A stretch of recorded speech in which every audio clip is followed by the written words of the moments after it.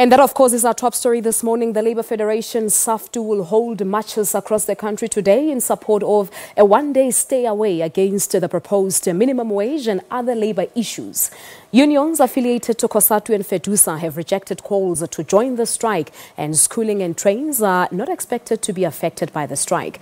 For the latest on the story, let us once again say good morning to our reporter, Chriselda Lewis. Chris, a very, very good morning to you. Talk to us about the situation since we last spoke to you after 6 o'clock.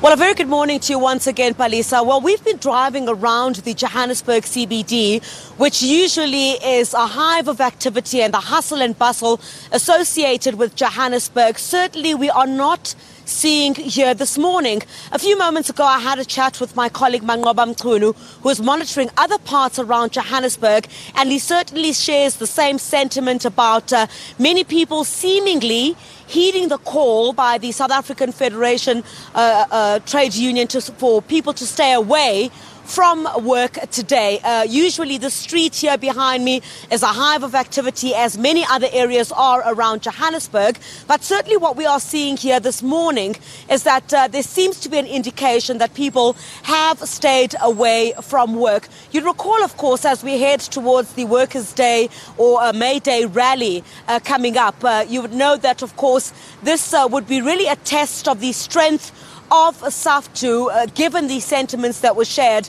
by COSATU. And certainly what SAFTU would want to do going into the May Day rallies is, of course, to speak to workers and claim, of course, that it is the one that is advancing the struggles of the working class. But also one of the major issues, I think, from parents this morning was whether they should be sending their children to school. We know that some parents received SMSs yesterday from several of these schools indicating that their parents themselves should use their discretion on whether they want to send their children to school in light of the called stay away by SAFTU itself. Let's chat now to the Gauteng Education MEC Panyaza Lesufi, who's managed to wake up very early with us this morning. As usual, MEC, thank you very much for your time. Let us just get... It's 8 o'clock now. You should have an indication in terms of whether schools are going ahead as normal, or is there some interruption?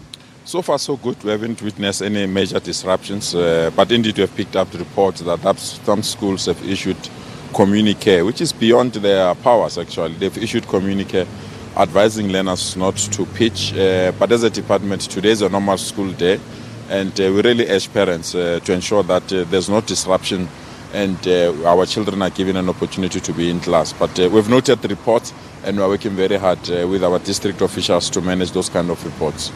Certainly must be quite concerning, MEC, because, I mean, what we do understand now is that the bus strike that has been going on for quite a number of days persists after a failed intervention by the Department of Labour yesterday. Late night talks have not yielded any results, and a press statement released today indicates from the unions that they're now calling on the Transport Minister to intervene in this situation. So today might not just be a problem, but a prolonged problem, given the fact that the bus strike itself continues.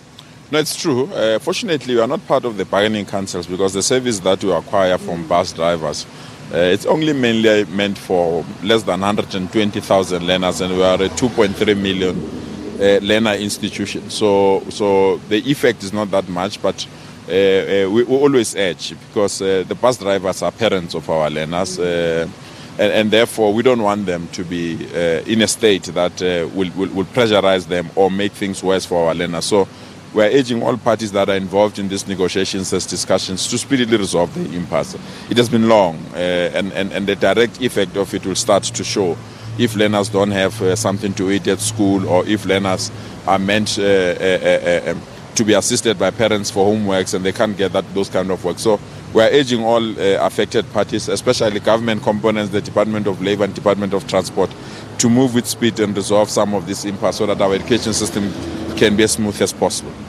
I mean, also of concern, MEC, is that I think we fast head towards a period where many will begin to write exams. So any lost ground in terms of lost time in the classroom does have an effect on you, because usually in circumstances like this, the education department would then now need to find extra days where you would be able to fill the gaps. So is there any concern perhaps relating to that the more this continues, it's lost ground for these learners, and that could have a ripple effect for the examinations? You're so right. Actually, there is an international study that locates us amongst the southern development countries, the SADC countries, that one of the reasons why South Africa is not performing well in international studies is that there are lots and lots of disruptions to the education system.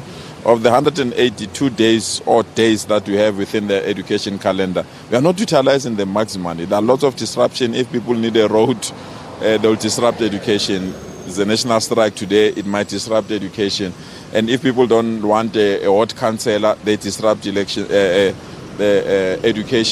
If there's a dispute in a provincial government, people don't want something, they disrupt education. So we lose many days within the education space purely because people don't value the importance of education, and people gauge their actions on the basis of education. If education is disrupted, it means that their action was powerful or it was successful. So we're urging society, leave our children to go to school so that our children can acquire the education that we have acquired. You were not disrupted in your days. Why are you disrupting people's career purely because we're in leadership position? It's not nice, and that's the reason why we really feel that when people plan mass action or this kind of actions, they must send a clear message that this excludes school learners, so that parents must accept that learners must be allowed to go to school.